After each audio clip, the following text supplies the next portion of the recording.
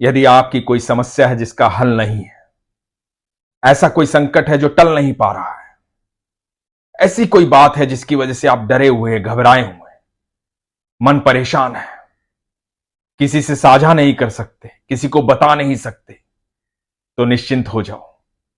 उसका एक ही उपाय है, वो है प्रार्थना। लेकिन मन में कई बार आता होगा ना कि क्या होता है प्रार्थना करने से। सब लोग कहते हैं ईश्वर पर विश्वास रखो, क्या होता है विश्वास करने से? शंका होती होगी ना? तो यह प्रसंग बड़े ध्यान से सुनिएगा। इसे सुनने के बाद आपको पता लगेगा कि क्या होता है प्रार्थना करने से, क्या होता है विश्वास करने से। हरे कृष्ण दोस्तों, मैं हूं अनुज शर्मा। दिल्ली की रहने वाली रेणु मनोज शर्मा।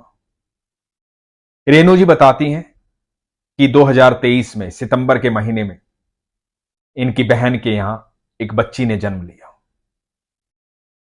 सुंदर बच्ची, प्यारी बच्ची।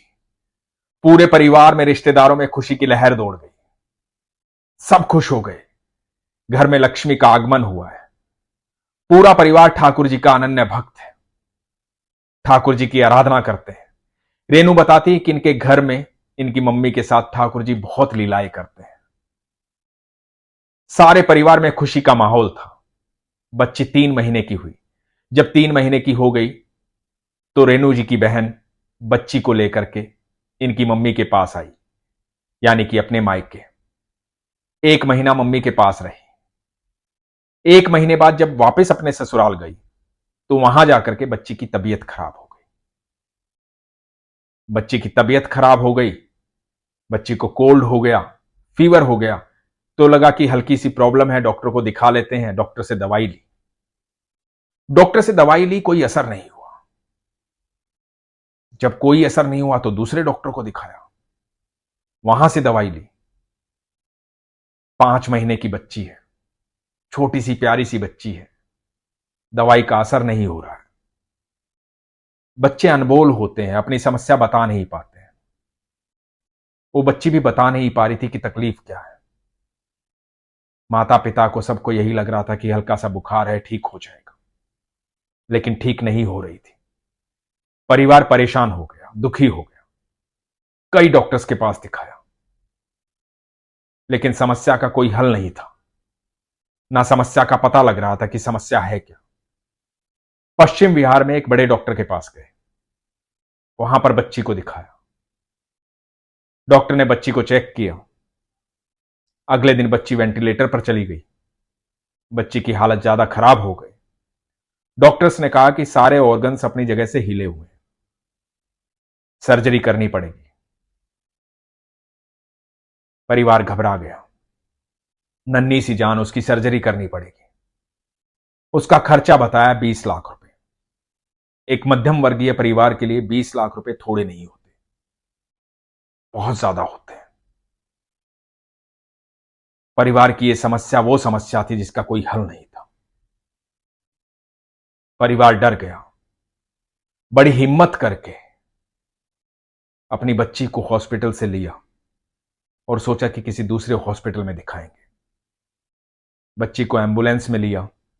एम्बुलेंस में एक और डॉक्टर थे, उनकी देखरेख में बच्ची को दूसरे हॉस्पिटल ले जाने लगे। 2-3 जगह गए।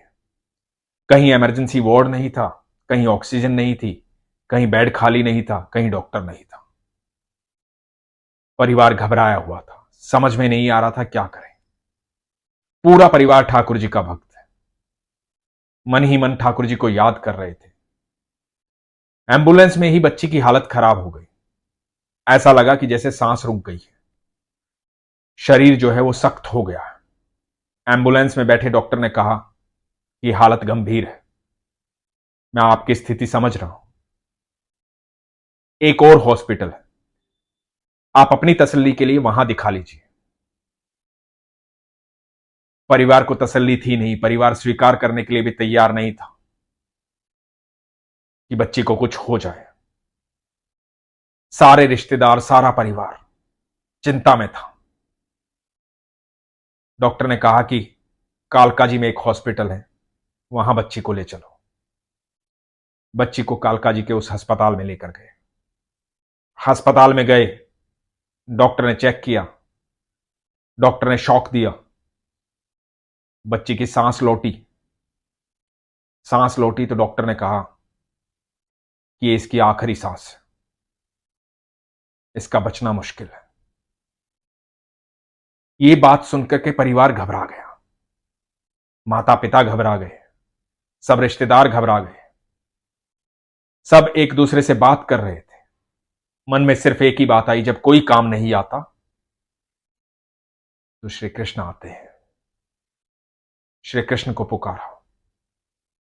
पूरे परिवार ने, रिश्तेदारों ने, दोस्तों ने, सबने माला जाप शुरू किया। राधा राधा कृष्ण कृष्ण, राधा राधा कृष्ण कृष्ण, राधा राधा कृष्ण कृष्ण, राधा राधा कृष्ण कृष्ण। राधा रानी को पुकारा। राधा रानी को कहा कि हे राधा रानी, बच्ची को ठीक कर दे। हम ये स्वीकार नहीं कर पा रहे हैं कि बच्ची को कुछ हो जाए। बच्ची को ठीक कर दे राधा रानी, हम बरसाना आएंगे बच्ची को लेकर के। इधर राधा रानी को पुकारा और इधर बच्ची की सांस आ गई। डॉक्टर्स ने कहा कि सर्जरी करनी पड़ेगी। सर्जरी हुई, ऑपरेशन सक्सेसफुल हुआ। डॉक्टर्स ने बताया कि बच्ची जब से पैदा हुई थी तब से ये प्रॉब्लम थी, लेकिन डायग्नोस नहीं हुई थी। बच्ची प्रॉब्लम में थी, सारे ऑर्गन्स अपनी जगह से हिले हुए थे। सर्जरी होने के बाद जब डॉक्टर ने कहा कि ऑपरेशन सक्सेसफुल रहा है, परिवार को तसल्ली हुई, फिर से खुशी आई। बच्ची का नाम है विधि। अभी भी डॉक्टर्स ने कहा है कि बच्ची की बहुत देखभाल करनी पड़ेगी। विधि ने विधान बदल दिया, क्योंकि ईश्वर जब चाहते हैं कुछ भी कर देते हैं। इस अनंत ब्रह्मांड में ऐसी कोई चीज नहीं जो उनकी आज्ञा के बिना चलती है। हमारे भीतर जो सांसें चल रही हैं, वो सांसें ही तो कृष्ण है। जब मेरे ठाकुर जी सांस लेते हैं तब अनंत ब्रह्मांड सांस लेता है। तो जो हवा हम महसूस करते हैं, ये हवा नहीं, मेरे ठाकुर की सांसें हैं, जिसकी वजह से हम जीवित हैं। विधि आज स्वस्थ है, लेकिन पूर्ण तौर पर स्वस्थ नहीं।